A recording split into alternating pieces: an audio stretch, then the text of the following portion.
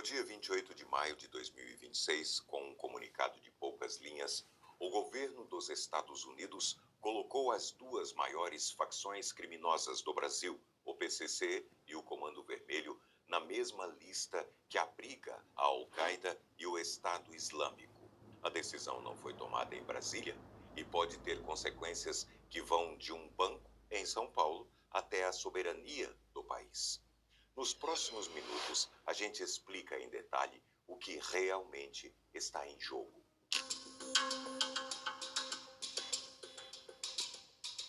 Na quinta-feira, dia 28 de maio, o Departamento de Estado dos Estados Unidos anunciou a designação do primeiro comando da capital, o PCC, e do Comando Vermelho, o CV, como organizações terroristas. O comunicado foi assinado pelo secretário de Estado Marco Rubio, que chamou os dois grupos de duas das organizações criminosas mais violentas do Brasil. E afirmou que sua influência se estende muito além das fronteiras brasileiras por toda a região e até dentro dos próprios Estados Unidos. Na prática, foram duas medidas em uma. A primeira, já em vigor, inclui as facções na lista de terroristas globais especialmente designados. Em inglês, a sigla é SDGT. A segunda, mais ampla e mais grave, é a designação como Organização Terrorista Estrangeira, a chamada FTO, que entra em vigor no dia 5 de junho, com a publicação no Diário Oficial Americano. A diferença entre as duas listas é o coração dessa história e nós já vamos te explicar. Mas para entender o tamanho do que está em jogo, a gente precisa responder a três perguntas. O que muda no dinheiro? O que muda na soberania? E por que isso aconteceu agora, às vésperas de uma eleição presidencial? Vamos começar pelo dinheiro, porque é aqui que os efeitos podem ser mais imediatos. Segundo Tiago Rodrigues, professor de Relações Internacionais da Universidade Federal Fluminense, a primeira lista, a SDGT, mira operações financeiras feitas dentro dos Estados Unidos. Já a segunda, a FTO, tem um alcance muito maior. Ela projeta a capacidade de os Estados Unidos processarem pessoas de países terceiros que tenham relações com grupos listados como terroristas. Traduzindo, a atividade financeira de um grupo no Brasil pode passar a ser processada nos Estados Unidos, tanto na esfera civil quanto na criminal. O ponto mais sensível é uma lei americana que criminaliza fornecer apoio material a uma organização terrorista designada. E apoio material é interpretado de forma ampla, pode incluir pagamentos de qualquer valor, bens, serviços, transporte, mesmo que feitos de forma indireta por meio de terceiros. E há um detalhe que torna isso especialmente delicado para o Brasil. A lei americana, em regra, não aceita a coação como defesa, ou seja, pagamentos feitos sob pressão, como a extorsão que facções impõem em territórios que controlam, podem ainda assim ser tratados como apoio ilegal. Para entender como isso funciona na vida real, vale olhar para uma investigação recente da Polícia Federal. A Operação Carbono Oculto. A operação revelou como o PCC teria se infiltrado no mercado financeiro formal. O promotor Lincoln Gakia, do Ministério Público de São Paulo, que investiga o PCC há mais de 20 anos, explicou o mecanismo num exemplo. Postos de combustíveis ligados a pessoas da facção faziam transações com empresas do setor. O dinheiro ia parar em fundos de investimento. Esses fundos aplicavam em bancos. E esses bancos, por sua vez, fazem operações com bancos americanos. A pergunta que assombra o setor financeiro é esta: se a interpretação da nova classificação for levada ao pé da letra, bancos brasileiros que nunca tiveram contato direto com nenhum integrante do PCC poderiam, em tese, ser alcançados por sanções? As sanções podem incluir o congelamento de ativos e a proibição de transacionar com qualquer instituição americana, algo particularmente grave porque a maioria das instituições bancárias está conectada à rede americana. Uma análise publicada pelo jornal O Globo aponta na mesma direção. A designação impõe risco jurídico, bancário e reputacional a empresas, mesmo aquelas sem qualquer envolvimento consciente. E é aqui que o professor Tiago Rodrigues faz um alerta importante sobre escala. O Brasil não é a Venezuela. É a 7ª maior economia do mundo, profundamente integrada ao sistema global. Os efeitos poderiam atingir desde o sistema bancário até o agronegócio, as empresas de tecnologia, a bolsa de valores e até o turismo no Rio de Janeiro. Mas nem todos veem o cenário com o mesmo alarme. Um representante de um grande banco brasileiro, ouvido sob reserva, minimizou os impactos. Para ele, as instituições financeiras brasileiras já operam com programas robustos de prevenção à lavagem de dinheiro e seriam as fintechs, fora desse padrão, as mais expostas. O Banco Central, vale registrar, vem adotando regras para rastrear melhor a origem dos recursos. Deixando o assunto de... Se o risco econômico já é complexo, o segundo ponto é ainda mais sensível: a soberania nacional. O promotor Lincoln Gakia levantou uma consequência que passou quase despercebida no debate público. Quando o Departamento de Estado classifica esses grupos como terroristas, o tema deixa de ser um assunto de polícia e passa a ser tratado como uma questão de defesa e inteligência. Na prática, investigações sobre PCC e o CV nos Estados Unidos sairiam das mãos do FBI e da DEA, a Agência Antidrogas, e passaria para a CIA, a Agência de Inteligência, que opera de forma secreta e classifica suas informações como confidenciais.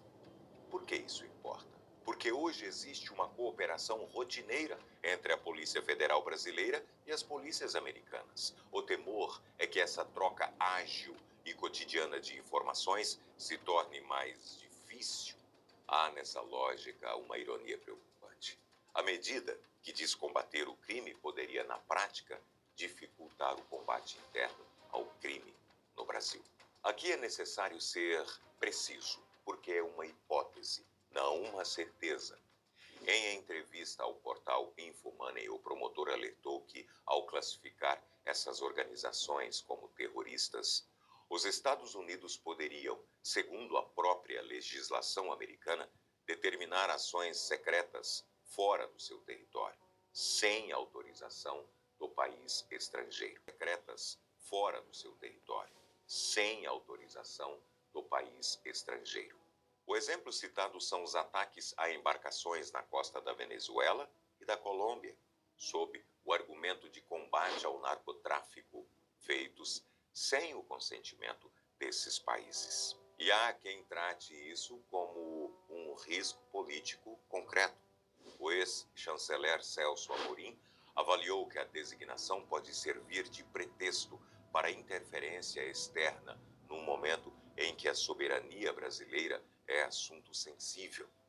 A leitura predominante entre os estudiosos é a de que PCC e CV são organizações criminosas, agem por interesse econômico sem motivação ideológica. E essa, classicamente, é a fronteira que separa o crime do terrorismo. O presidente Donald Trump, porém, vem contestando essa distinção, exatamente como fez no ano passado com os cartéis mexicanos. Então, qual é o risco real de uma intervenção militar? Aqui os analistas pisam no freio. Tanto o professor Carlos Gustavo Poggio, especialista em política externa americana, quanto o professor Leonardo Trevisan, da USP, consideram uma intervenção nos moldes da Venezuela bem improvável. O motivo é pragmático. O Brasil tem com os Estados Unidos uma relação comercial profunda e integrada, com centenas de empresas atuando nos dois países. Não interessaria a Washington romper isso.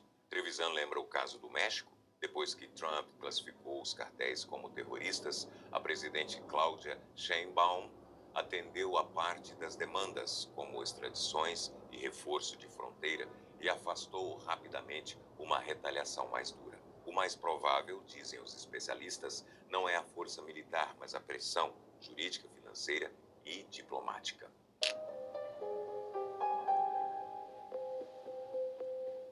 Isso nos leva à terceira pergunta. Por que isso aconteceu agora?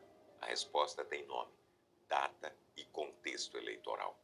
O anúncio veio um dia depois de o senador e pré-candidato à presidência Flávio Bolsonaro encerrar uma viagem a Washington, onde se reuniu com Trump, com o vice J.D. Vance e com o secretário Marco Rubio. Segundo o próprio Flávio, ele defendeu pessoalmente a equipe de Trump que os Estados Unidos tomassem a medida. O jornal The New York Times foi direto na manchete. Após uma nova pressão dos Bolsonaros, os Estados Unidos classificaram gangues brasileiras como grupos terroristas. O jornal afirma que a decisão veio depois de meses de lobby agressivo da família do ex-presidente Jair Bolsonaro, aliado de Trump. O Financial Times e a rede Al Jazeera também ligaram o momento do anúncio à visita de Flávio. E essa não foi uma decisão de um dia, vale reconstruir a cronologia. Em 2021, o Tesouro americano já havia incluído o PCC numa lista de organizações criminosas. Em 2025, no segundo mandato, Trump assina a ordem para incluir o crime organizado nas listas de terrorismo, citando cartéis mexicanos, o Tren de Aragua e o MS-13. Em maio de 2025, assessores americanos de sanções vêm ao Brasil e se reúnem com a família Bolsonaro. Em setembro de 2025, na ONU, Lula critica publicamente a equiparação entre criminalidade e terrorismo. Em março de 2026, surge a informação de que a medida estaria iminente e o governo brasileiro monta uma operação de emergência diplomática para tentar barrá-la. Em maio de 2026, Flávio vai a Washington. Dias depois disso, a designação é anunciada. A reação do presidente Lula foi dura. Ele disse que o Brasil não aceita ser tratado como republiqueta, nem como moleque. E fez uma distinção que vale citar. Para Lula, o PCC e o CV são terroristas para as comunidades brasileiras, mas não são os terroristas que Trump quer. O governo brasileiro classificou a medida como a maior derrota na relação com Trump desde o tarifaço de 2025 e teme que ela seja usada para interferir na eleição. O cálculo político é o seguinte: a ala bolsonarista teria atuado para criar um constrangimento, levando o governo Lula a se posicionar contra a medida, para depois ser acusado de ser leniente com o crime organizado. Analistas, porém, avaliam que o impacto eleitoral direto deve ser limitado. Há ainda um pano de fundo geopolítico. A rede Al Jazeera associou a decisão à chamada doutrina Monroe, um trocadilho da doutrina Monroe do século XIX, para descrever a forma como Trump enxerga a América Latina como área de influência direta dos Estados Unidos. França e México, governados pela centro-esquerda, criticaram as designações. Já Equador e Honduras, de direita, as apoiaram.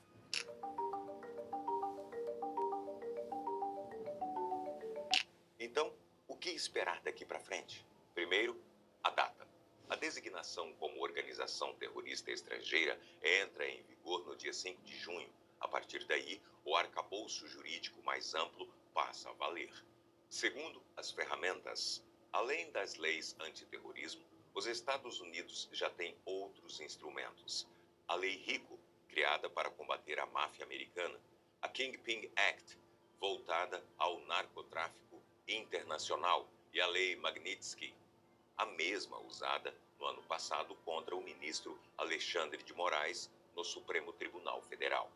Esses mecanismos permitem bloquear bens, transações e o acesso ao sistema bancário americano.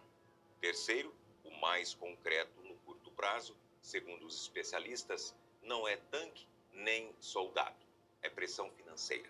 Restrições que envolvam empresas como Visa e Mastercard ou sanções a instituições específicas poderiam, nas palavras do professor Poggio, asfixiar a vida financeira do país, mesmo sem o uso de força militar. O efeito colateral mais cruel: cidadãos comuns, moradores de comunidades que tenham relação, mesmo sem saber, com alguma empresa ligada às facções, poderiam ser atingidos.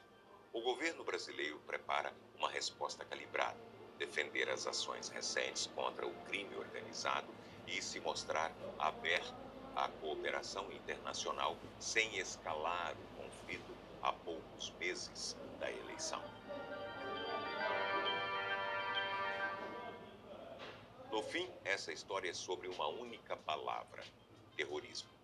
Para a lei brasileira, PCC e Comando Vermelho são facções criminosas movidas por dinheiro. Para a lei americana, a partir de 5 de junho, são organizações terroristas. Entre essas duas definições cabem bilhões em transações financeiras, a cooperação policial entre dois países, uma disputa eleitoral e uma pergunta que o Brasil vai ter que responder nos próximos meses: até onde vai a soberania de um país quando a definição de ameaça é decidida fora dele? A gente vai continuar acompanhando os desdobramentos, inclusive a resposta oficial do governo e o que acontece de fato a partir do dia 5. Se este vídeo te ajudou a entender o assunto, deixa o like, se inscreve no canal e comenta aqui o que você achou da decisão. Até o próximo.